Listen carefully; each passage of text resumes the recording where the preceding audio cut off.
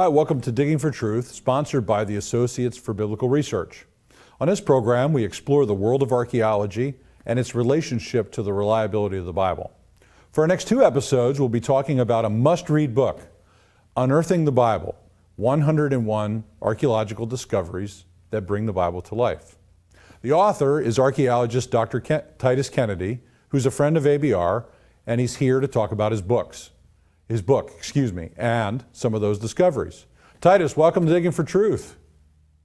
Thanks, Henry. It's great to be here. Hey, it's great to have you on the show. I said books, plural, by accident. I'm expecting you to write more, I suppose, is what I'm trying to say with that.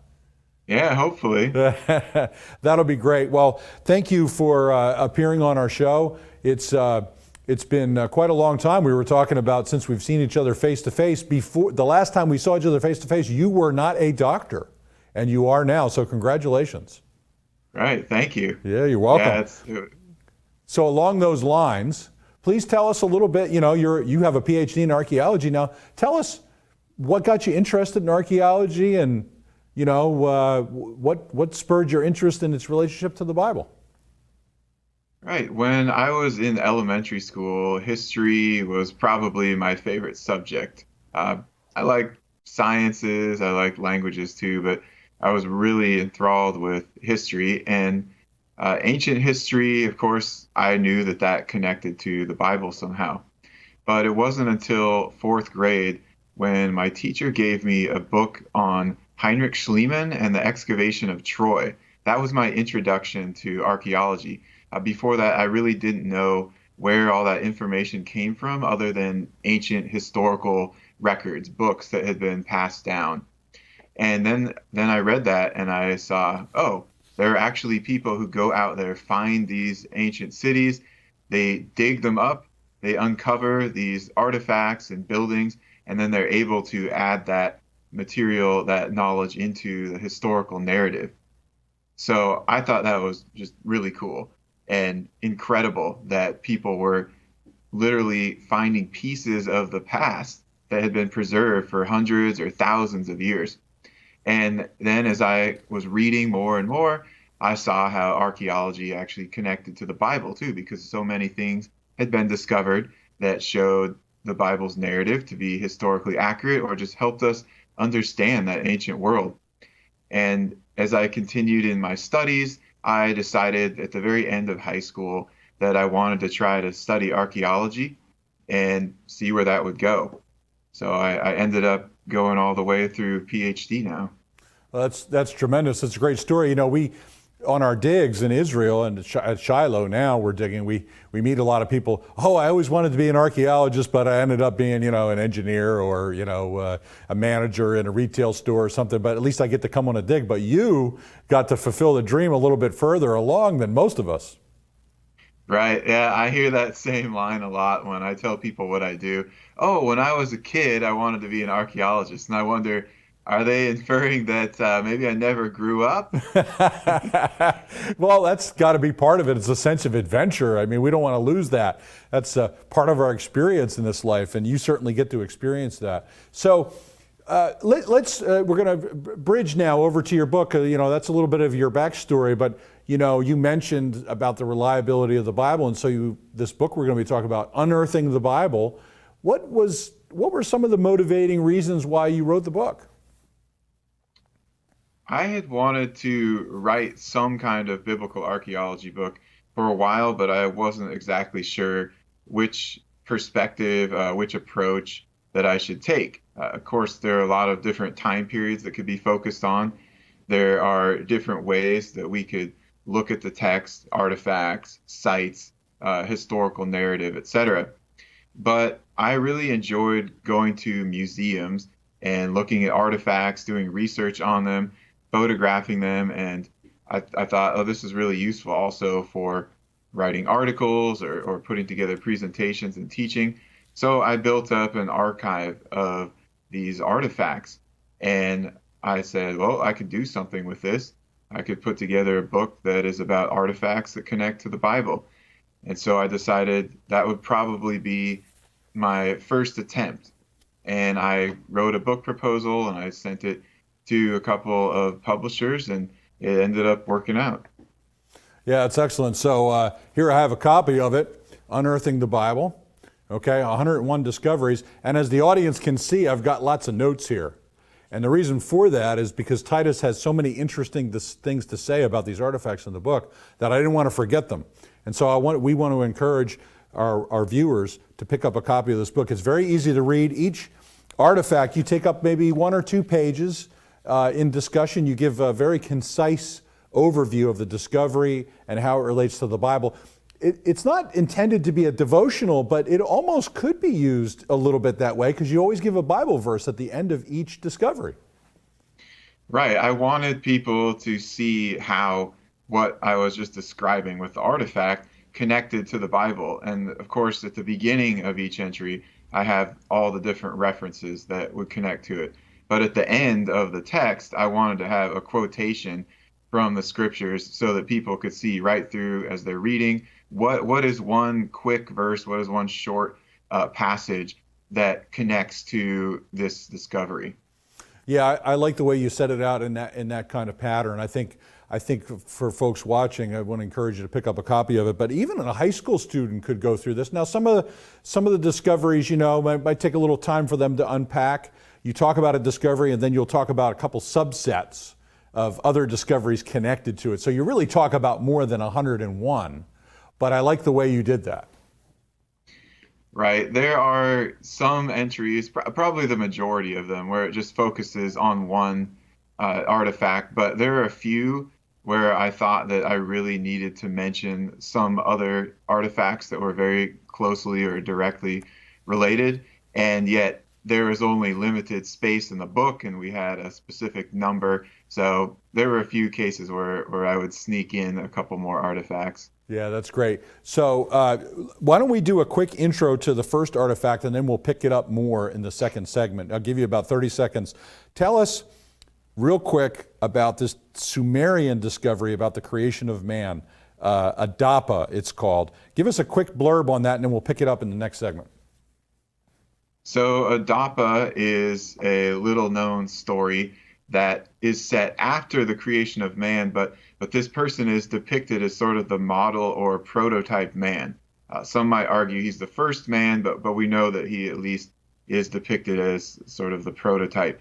And Adapa has a very interesting story because it talks about how he interacts with God or gods, and they give him this test, and it involves eating and drinking and eternal life, and he's in the realm of the gods. And so reading that, the original translators and people studying that, they made an immediate connection to, this sounds a bit like the Adam and Eve story in the garden and Yes. the test with the tree. All right, well, we'll leave the audience with that, and we'll pick that up in our next segment of Digging for Truth. Please don't go away. We'll be right back. In a culture of intense Bible-denying skepticism, Associates for Biblical Research exists to strengthen followers of Jesus by affirming the authority of the Bible.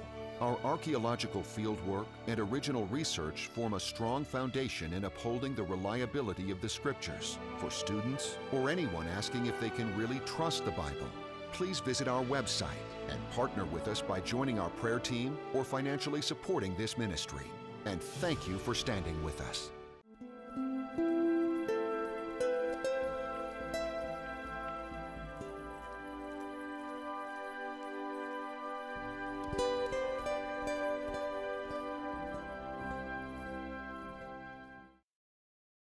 Hi, welcome back to Digging for Truth. I'm your co-host, Henry Smith. I'm here with Titus Kennedy, and he's an archaeologist. We're talking about his book, Unearthing the Bible, 101 Discoveries that Bring the Bible to Life. Now, Titus, we talked a little bit about this discovery that originated in Sumeria, and that would be southern Mesopotamia, or modern Iraq, about Adapa, this sort of archetypal man. Why don't you pick up on some of your further thoughts on that discovery?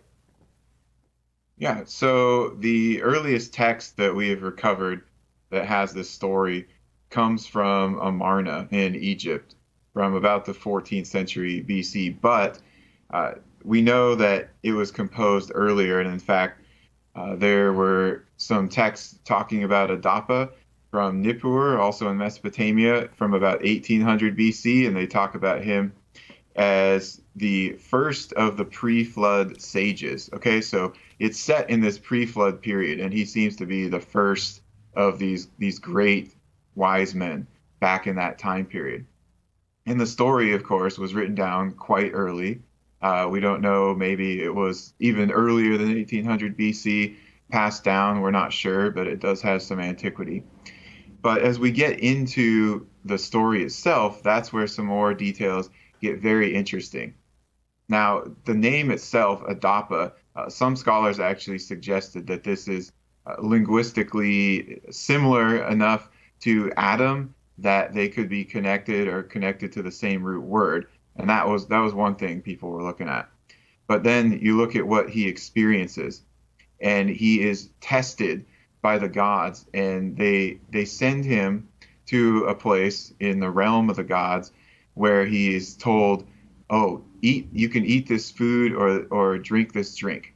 And the gods essentially try to trick him. He is convinced to not eat the food of the gods because he thinks that it'll kill him.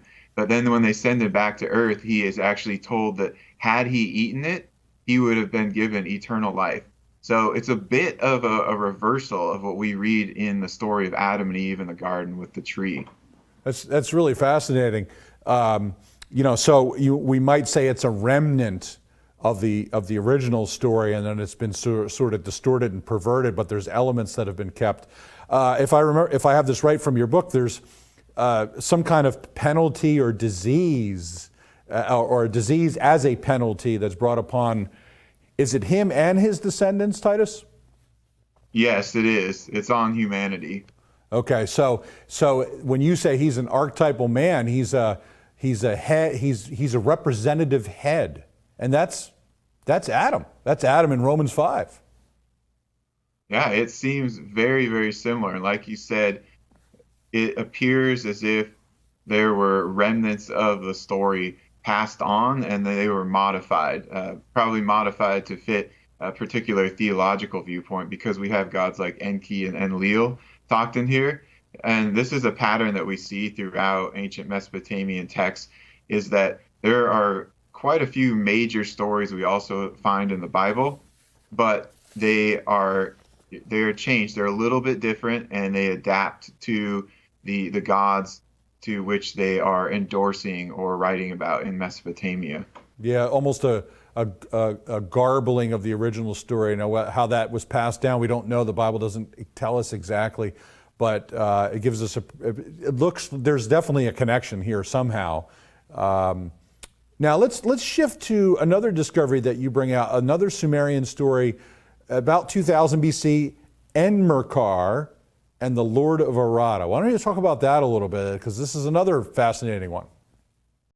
Yeah, this is one of my favorites. It's a little bit crazy and out there for some people maybe, but I think this is one that might connect to the Tower of Babel story. So Enmerkar was an ancient Sumerian king, actually one of the earliest that we know of. He appears on these very, very early king lists. We also have some artifacts associated with him, so it seems like he was actually a real person that we have evidence of, not just a mythological character. And in this story, they're trying to build a huge ziggurat for one of the gods.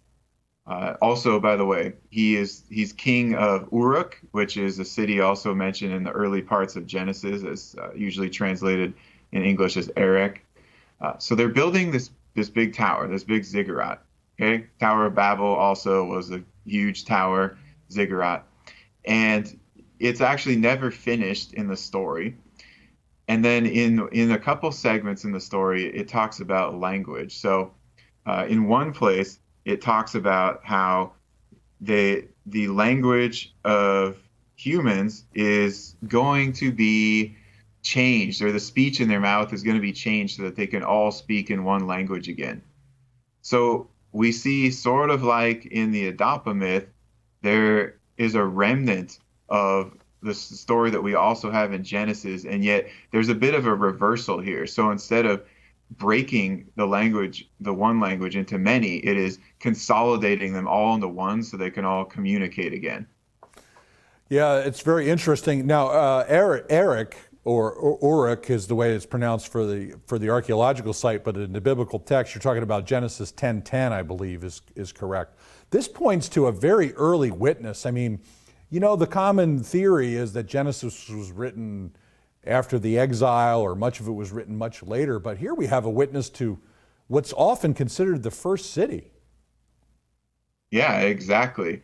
And that's very important to show that the author of Genesis, Moses, in my opinion, was familiar with this very, very ancient world and had correct knowledge about it, that Uruk would have been around at that time.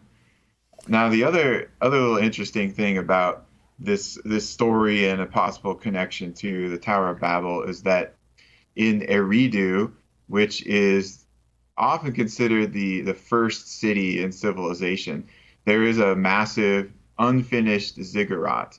And some scholars have actually suggested connecting Eridu to Babel. Yes.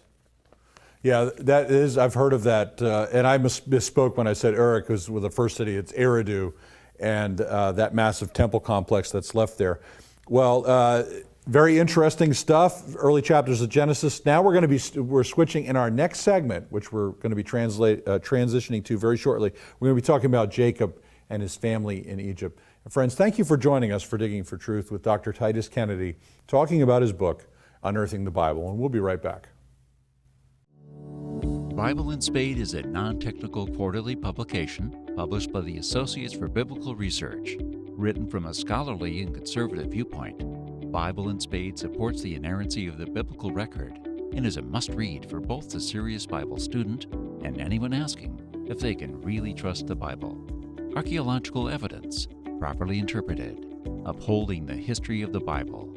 Subscribe today at BibleArchaeology.org.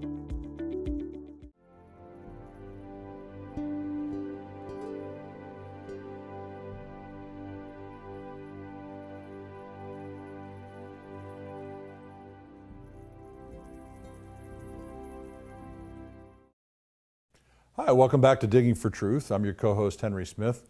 I'm here today with Titus Kennedy, archaeologist, and we're talking about his book, Unearthing the Bible, 101 Discoveries that Bring the Bible to Life. Now, Titus, in our last segment, we were talking a little bit about remnants of the Tower of Babel story found in the archaeological record, probably what we see as distortions of the true version.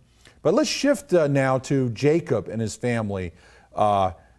There have been what are called scarabs, and I'd like you to explain what a scarab is. We've talked about them before, but for new audience members, that are very interesting related to the patriarch Jacob. Sure. So scarabs were used in ancient Egypt, and this is an artifact, or back then it was sort of a talisman or a piece of jewelry, but it was made in the shape of a scarab beetle. And the bottom side, sort of the belly side of the scarab, would be flat. And these were carved out of stone, or they were made from ceramic or faience. And oftentimes on this flat side, instead of leaving it blank, there were inscriptions. And in fact, one of the more common types of scarabs has an inscription naming the king or the pharaoh who was ruling at the time that it was issued. Many times these scarabs were part of a ring, so you could wear the beetle's back would be sort of exposed, and then you could turn it and have the inscription side out and then stamp in clay, sort of like later wax seals. So this could be an official ring used for the king and his administration. So that's basically what scarabs were. So these ones that you're mentioning in your book, 27 of them mention Jacob the patriarch. Why don't you talk about that a little bit? It mentions the name, which could be connected to Jacob the patriarch. I stand corrected. Right. These are sometimes called the Jacob hair or Jacob el Scarabs because they all have that phrase or that name on them in hieroglyphs. So as I said before, a common type of scarab has the name of a king or pharaoh on it. But there are also many scarabs that have the names of officials or some other important person rendered on them. And that seems to be the case here. So we have this name, Jacob or Jacob. And so far we know it from 27 different scarab seals. These date to the Middle Bronze Age and approximately 1800 to 1600 BC. They've been found in Egypt, some in Canaan also. And so we see that there was this distribution throughout the land that Jacob and Joseph were in and familiar with in that same time period. Now, like you said, this doesn't mean that it was the patriarch Jacob in Genesis that this was made for, issued for. But it does show that his name was in use at that exact time in those places. And it's not a name that continued to be reused and recycled in later periods. Yeah, so it fits the context, and with just a little bit of logical connection, it fits very nicely. Now, based on our time, we're going to shift here. We were going to talk about the Sheshy Scarabs, okay? And I'm going to say this. I want the audience to pick up a copy of your book so they can read about that. We're going to leave that at that. Now we're going to move to the Papyrus Brooklyn. Now, so you have to explain what that is and what a papyrus is for our audience, please. So papyrus is a plant in Egypt, and these were used to make a material sort of like paper. So think in ancient Egypt, this is what they were going to use for their paper. They would lay the reeds over each other and compress it, let it dry, and then it could be written on. Especially one side was much easier to write on in ink. So Papyrus Brooklyn was discovered probably in the Thebes area. It popped up on the antiquities market. So we're thinking southern Egypt, the capital of southern Egypt there. And it was a rather mundane list if you just look at the basics of it. It just names the names of servants in a household, giving their original name and then giving their new Egyptian name. But that's actually the first thing about this papyrus that's very interesting, is because it gives all these names, many of which are Semitic. Semitic is a language family to which Hebrew belongs. So they had their original name, and then they were given this new Egyptian name. If you recall in the Joseph story, the same thing happens to him. He has his name, Joseph, and then he is given this new Egyptian name, which scholars debate over exactly what that is and what that means. Right. But even more interesting is if we look into each of the names on the list. So many of these, as I said, are Semitic names, but several of them are actually biblical Hebrew names that we have in the Bible that are people who are Israelites or Hebrews, or a feminine version of male names that we have. One of the most obvious is the name Shiphrah. That's found on the list as one of the servants. And Shiphrah is one of the Hebrew midwives that's mentioned in the early part of Exodus. So we have a papyrus with probably 9 Hebrew names on it that dates to about the 17th century BC, so this pre-Exodus period, end of the time of Joseph, that shows that Hebrews or Israelites are actually present in Egypt before the Exodus. Yeah, it's tremendous. And the other ones that you mentioned, just a couple, is Asherah, which is a feminine version of Asher, Genesis 30:13, and even a version of the word Hebrew, Genesis 39:14. So what you're saying, Titus, based on this evidence, and we have a lot more to fit this, and we have other episodes of Digging for Truth where we talk about this, is the Bible says that there were Hebrews living in Egypt during the sojourn, and we find evidence from a papyrus that that's exactly the case. Yeah, absolutely. I think this is really compelling evidence. Yeah, I think so too. Well, believe it or not, Titus, we've run out of time in our first episode, but we're glad that we've scheduled 2 episodes with you. So we're just getting started. Thank you for joining us for Digging for Truth, and you'll be back for the next episode. Great, my pleasure. Thank you. Friends, I want to encourage you to pick up a copy of Titus's book, Unearthing the Bible, 101 Discoveries that affirm the reliability of the Bible. We can trust that the Word of God is accurate. We don't need archaeology to believe that. But God has been kind enough to show us all these discoveries that affirm the truth of His Word. We just pray and trust that you will understand this truth about the nature of archaeology and its relationship to the Bible. And we're grateful to have you on our program today. Thank you for joining us.